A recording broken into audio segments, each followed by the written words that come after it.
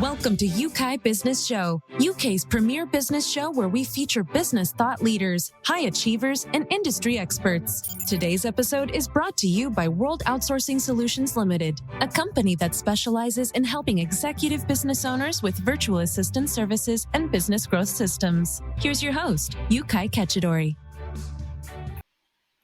Welcome back, ladies and gentlemen, to another very special episode. And with me today is a very special guest. And before I reveal our guest, I want to remind you of the previous recording we had, several days ago. We were talking about how to master the game of life, both in business and also in your love life. Remember, if you can master business, how it works, you are way ahead of the pack. And if you can master the art of love, the love of your family, the relationship, whatever relationship you have, if you know what works, you are also ahead of the pack. And we still have the recording for that. You will find it on this place somewhere there. Just go listen to it. Anna did an incredible job. But here is another important training or conversation we're about to have. Let me ask you a question. Have you ever stopped as a business owner and think about how ready you are to leave this planet? You've done a lot of great work. You've contributed in every way possible, made other people's lives better. But are you ready to leave this earth? Now, I know that may sound like too deep of a conversation, but you see, one of the reasons we created this platform is to bring everything that affects you as a business owner. And one of those areas is death. How ready are you to go? And before you go, there are certain plans that you need to put in place, certain things you need to have ready so that you can leave this place peacefully and in a way that doesn't affect your family, but it actually makes your family's life much easier.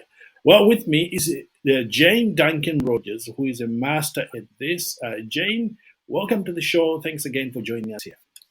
Thank you. I'm delighted to be here, and what a wonderful introduction.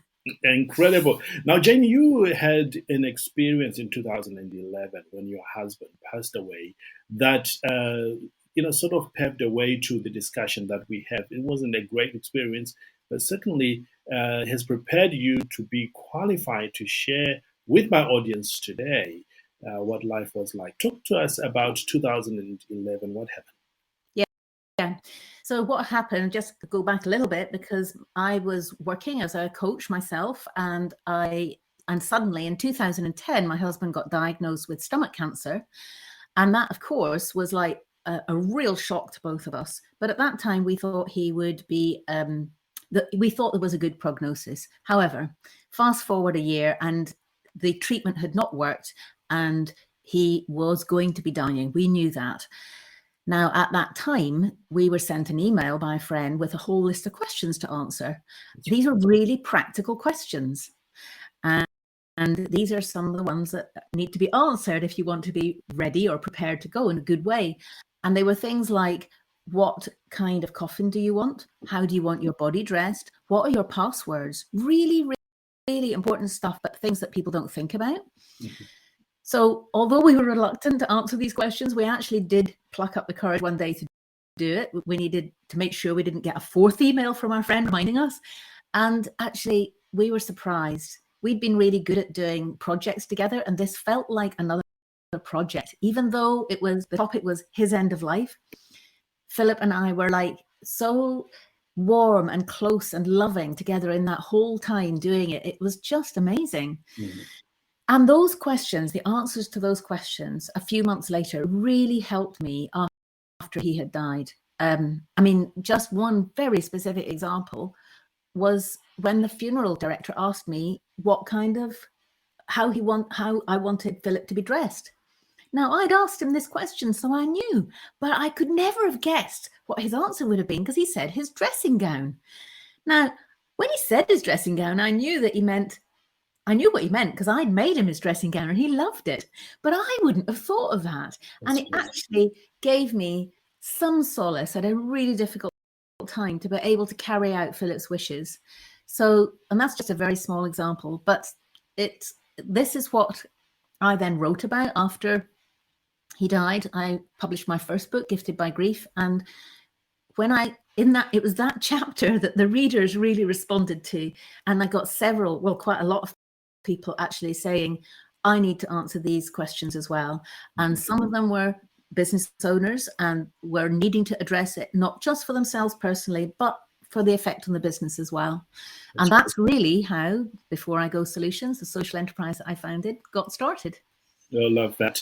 Thanks for sharing that. And you are helping a lot of people. We were chatting earlier on before we started recording here, and you were sharing several examples of how this information, which we're about to share with everybody, truly has helped some people during the most difficult of times. Would you share maybe one of those stories that you were sharing with me earlier on?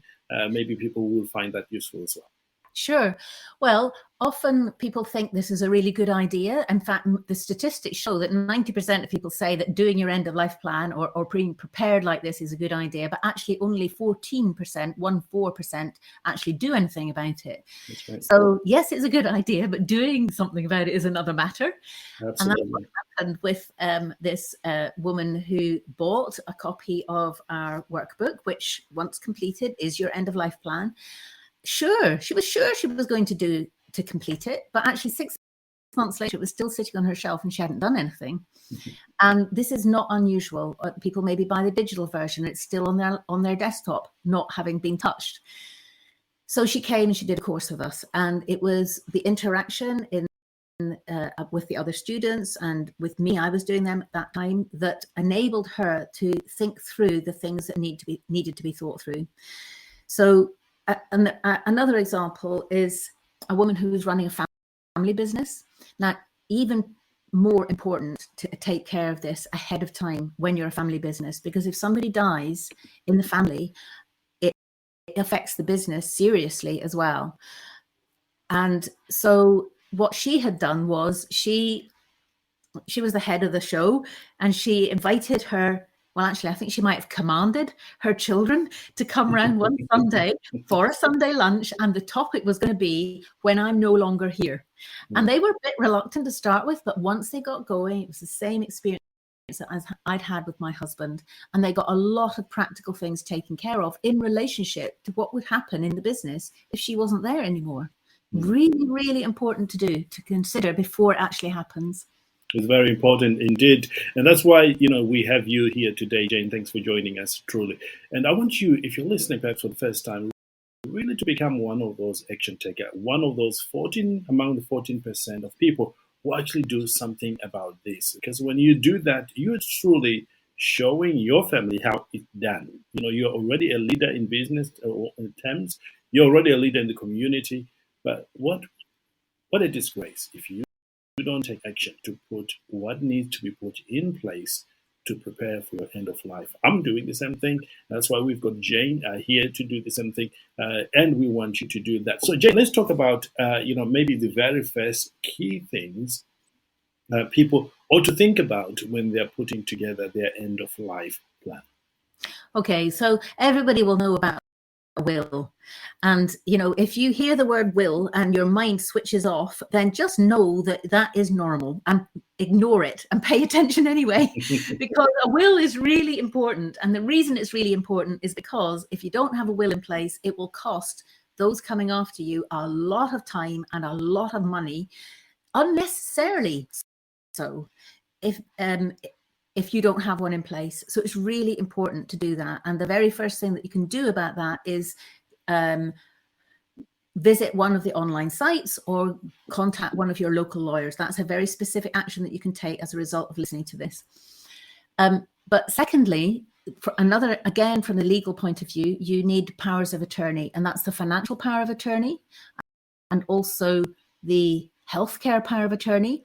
And in relationship to a business, you might want to consider appointing a so-called business power of attorney, somebody who could act in your place, doing the things that you're authorized to do that nobody else would be able to do if you're not there. And that's really what a power of attorney is. They are somebody appointed by you to take care of your finances, your business finances, or your healthcare if you can't speak for yourself. Indeed. So the will comes after you've died. The power of attorney comes before you have died, because once you're dead, it's irrelevant, okay?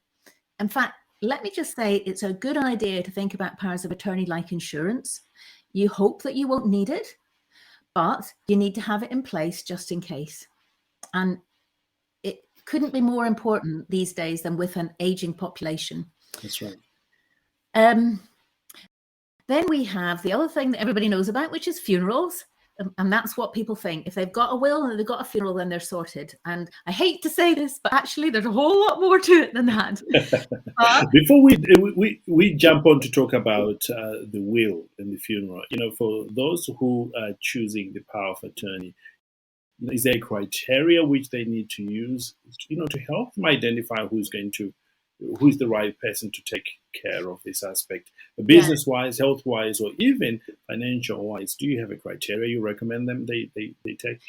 Well, first of all, depending on what country you're in, you need to check out what's the law in your country or your state. That's really important, because it's always more or less the same, but sometimes there's a few differences.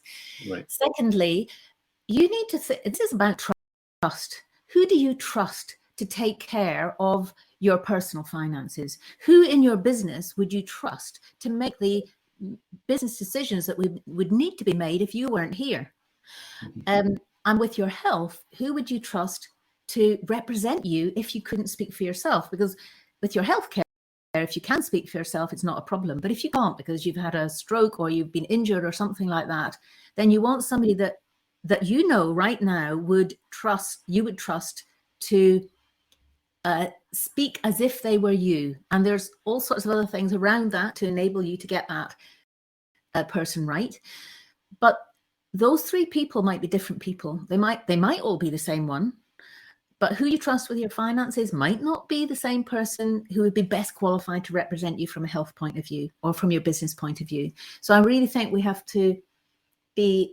to really think quite widely about who this would be. It doesn't have to be somebody that you know very well, but it does have to be somebody that you feel that you can trust, whether that's in a professional capacity or not. And then you have to take the actions necessary. So the first thing is to decide who it's going to be. And then again, your particular country or state will have a specific way of doing this, which you can look up online, because then you will need to get the forms filled in to get them registered. And that takes a period of time. And I know that in England, for example, at the moment, it's taking something like 20 weeks to get a power of attorney registered, because there's a lot of demand on the system, and it may be similar elsewhere. So these things need to be started now. This week, I would suggest. That's right. We here at the Business Show, we believe in action taking. So I know people are taking action right now as we speak. There's a lot of great information out there. Or you can reach out to Jane on the social media. In fact, at the end of our conversation, we'll give you exactly where you can find Jane for assistance so that you can begin to take an informed decision. At what age would you recommend people begin to think about power of attorney? Because we've got some amazing young professionals here joining us, in the community in their 30s, and we've got some people in their 50s. Is there any restriction? What's your opinion on that? No, there's no restriction. And I personally believe that everybody 18 plus should get this stuff in place. Now, your requirements will be a bit different. And I know that people say, oh, I'm too young to think about this, but actually that's not the case. Remember that you can always change things, and you will change things as you're going through life, because life changes you, your circumstances change, things need to be updated. However, realistically speaking, if you're in your 30s or 40s, you might have parents who need to deal with this. If you're in your 50s, you might still have parents who need to deal with this, but maybe you'll be thinking about it as well, because by the time you get to 50, it's very likely that you will have lived more of your life than there is left to live. And that's kind of a sobering moment. So if you've got to 50 and you haven't done any of this, this is definitely the time to do it. But I would encourage people to consider, at the very least, the will and the powers of attorney from 18 onwards. Absolutely. Thank you. I appreciate that. Let's talk about the will, what goes in there, the whole aspect around that. Okay, so the will is a legal document. So if you, whatever you put in there, it will happen. So if you want to leave your particular assets of some kind, whether it be money or houses or other belongings to a particular person or a particular organization, then it needs to go in your will. Otherwise, it may or may not happen. You need to have appointed an executor of your will. An executor is the person who, once you have died, will manage all the affairs that are left after you've died. And let me tell you, it's always far more than people realize until they're actually in that situation. And it can take quite a long time, which is one reason, even with a will, it takes a long time, which is one reason why it's a really good idea to do one. It does take quite a long time to get all that happening and to distribute any inheritance that there might be, but also to take care of all the bills, all that kind of stuff. Because, I mean, you know, wherever you are at the moment, if you're in your house, just look around, you'll see all the stuff that you've got. If you're not here, that stuff has to go somewhere. Somebody has to take care of it. It's the same in your office. Or if you're listening to this in the car, well, who's going to deal with the car for you? What's going to happen to that? It's like, these are the things that we really don't want to look at, and yet we have to look at them to make life easier for ourselves coming towards the end, and we never know when that will be. Sorry to be sobering, but it's true. You don't know when it's going to happen, but it will happen. But it will certainly help those coming after you, definitely, and particularly those people in your business. No matter what size of business it is, it will help your employees cope, because you will have set things up so that they can cope in the best way possible. It will help your customers. It will help your suppliers. So it's really something to be thought through. And in fact, in my second book, Before I Go, The Essential Guide to Creating a Good End-of-Life Plan, I have a chapter about that for business owners, small business owners. I love that. Incredible. You know, we truly believe in action taking here at Yeukai Business Show, because we have discovered over the years that only people who take action are the people that gets ahead. Just thinking about it doesn't really solve the issue. It gets you started, but it doesn't get you to the end. So I know people will be taking action, putting this in place. After the will, what are the other things to consider in preparing yourself before you go? Okay, so in these days of our digital lives, people forget that actually, once you have died, you will still be living alive online unless you take care of something beforehand, of quite a few things. So, for example, all the social media platforms now have a way for you to appoint somebody to take care of your account should you die. They call them different things, but it could be, for example, Apple has a legacy contact. I think Facebook call it a memorial contact, but you just Google it. It's really easy to do, but it's really hard to get accounts closed down or managed after you have died if you haven't put this in place. Really important, especially if you use it for business. But for example, with your website, you need to make a decision about what's going to happen about that. Maybe you have structures and systems set up already so that if you're not here, everything still runs. But if you haven't got that, then now is the time to start thinking about, in your particular situation, what would need to happen if, say, yesterday you had died and today was the first day of everybody trying to cope without you. For some businesses, that would be really problematic. For example, I remember a local company here where it was a husband and wife team. They had a small printing business. And he died of a heart attack in his sleep one night, completely unexpected. He was 62 or something like that. Mm-hmm. Now, his responsibilities, he was the only one who knew the area of what he was doing. They couldn't even get into his computer. Of course, eventually they managed it. But imagine trying to cope with that when you're grieving and in the shock of that. You don't need that. It doesn't need to happen. If he'd thought this through and left instructions beforehand, it would have been a lot easier for everybody. And ultimately, I'm afraid to say that company went down the pan. It couldn't manage without him. Yes, yeah. It's difficult. I'll just share one of the tools that we use. Many of you are familiar with the tool called LastPass. LastPass, where you keep all your passwords for important things. You can actually assign somebody else you trust that when this happens, they will be able to access some of your important passwords there that you will be able to shut down, like social media, or anything else that you want that you set up in there. So that's one of those tools you can use. There's so many other tools to use. Highly encourage you to do that. Over to you, Jane. Yeah, absolutely. Yes, I use one of those as well, and I would be lost without it. So it makes life a lot easier right now as well. So the other areas, though, one of the areas that is important to think about is advanced care planning. And again, this is something, particularly if you're younger, you probably won't want to look at. But the idea is to think about even the basics, such as would you rather die at home? Would you rather die in a hospice? Would you rather be in a hospital or a care home or whatever? Because the statistics have shown that if you write down, the more likely you are, you're more likely to get what you want if you have it written down somewhere and people know about it. That's right. So people say they want to die at home, but actually most people, even before COVID, this was true, most people die in hospital. And that may be what you want, but if it isn't what you want, then you need to be clear about it. And also, if you are at home, what would suit you if you are coming towards the end of your life? I mean, let's assume that you've taken care of your business, so you don't need to worry about that anymore. Okay. Right. Let's assume that that it is still going ahead really well, but maybe you're somebody who likes particular music, so you would be okay with that in the background as you're not very well.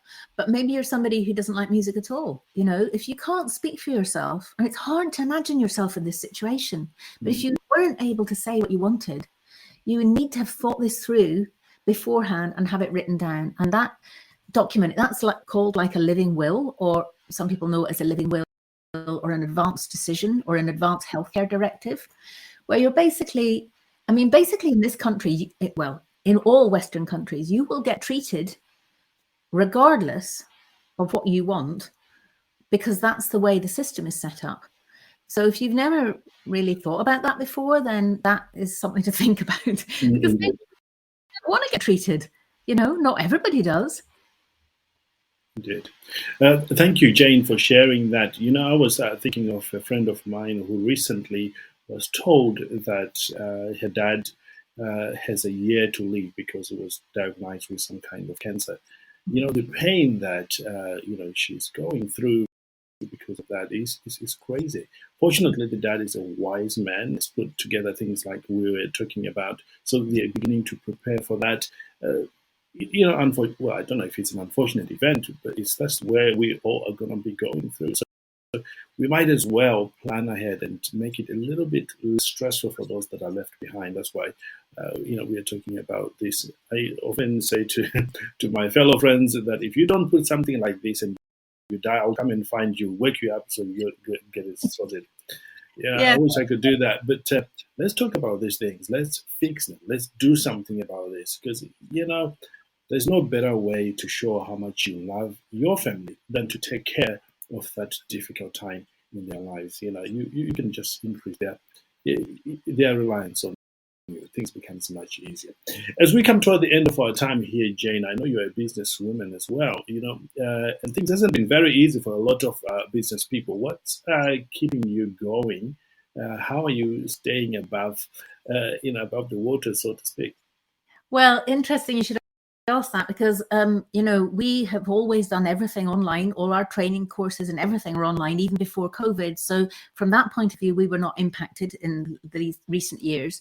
But to be honest, what keeps me going is my mission, which is to have end-of-life plans be as commonplace as birth plans. Okay. And if I imagine that world where that really is happening, then there may not be any need for us anymore. And if that was the case, I would be delighted. Now, I don't know if that will happen in my lifetime or not, possibly not, but that's what motivates me to keep going. And also because it's connected directly with my husband, who, I should say my late husband, because I've got married again since, which is wonderful. I feel very, very blessed about that. That's wonderful. But Philip was he was also a change maker. He loved to make a difference in people's lives. And I love the irony of the fact that he is still making a change in people's lives, even though he's on the other side, so to speak. So this work is honoring him, but it's honoring everybody who has already died, who is approaching death, and who wants to be able to talk about it, but are maybe a bit nervous or timid or not sure what to say, whatever. So the more I can spread the word, the better. Oh, wonderful. Absolutely wonderful. Well, Jane, thank you so much. In fact, I just got one quick question here popping up on there. Of everything that we've talked about, is there one final thing here about getting ready for for that moment that you really want listeners to get hold of, that you have entitled? Yeah, and it's an action thing, actually. What I would love is for you who are listening to simply think about one person that you could have a conversation with. You don't have to do it, but one person that you could have a conversation with about this subject. And when I say this subject, it could be about dying, it could be about death itself, it could be about funerals, it could be about grief, it could be anything at all around the subject, but just to initiate that. And to do that, to acknowledge, you have to have courage. But you can do it. You can do it. You can say, you need a context. You can say, I was listening to this amazing podcast with this woman on, and she was telling us to do this. And so that's why I'm doing it. I love that. There you have it, ladies and gentlemen. Let's go make it happen. Let's get ready. And let's show the world that it is possible. You lead by example, like we always do. And if you've got any questions, reach out to Jane. By the way, Jane, where is the best place that people can find you to start this conversation or even learn further from you? Yeah, they can get hold of me at the website beforeigosolutions.com. But if you want to find out how prepared you can do our quick quiz, which is at beforeIgoquiz.com. Very easy. It's just 10 questions and you'll get really clear about how prepared you actually are and what you need to be doing next. Incredible. We'll also put those links right below this audio recording for your easy access. Well, ladies and gentlemen, thanks again for joining us. And I trust that this conversation has sparked some points for you to talk about, to think about, and even to act on. And we want to invite you to come back next time and listen in and even apply to be on the show if you want to participate in on the show and help other people. Until next time, I encourage you to live well, to live with passion, and know that the best is truly yet to come. Goodbye for now. Thanks again, Jane. Thank you. Thank you for listening to Yeukai Business Show. We will be back to bring you more episodes with success stories and advice straight from the experts. Want more? Check out www.yeukai.businessshow.com. Get your free trial of our virtual assistant service today. Just visit www.worldoutsourcingsolutions.com. Quote WOS18 or send us an email at support@worldoutsourcingsolutions.com.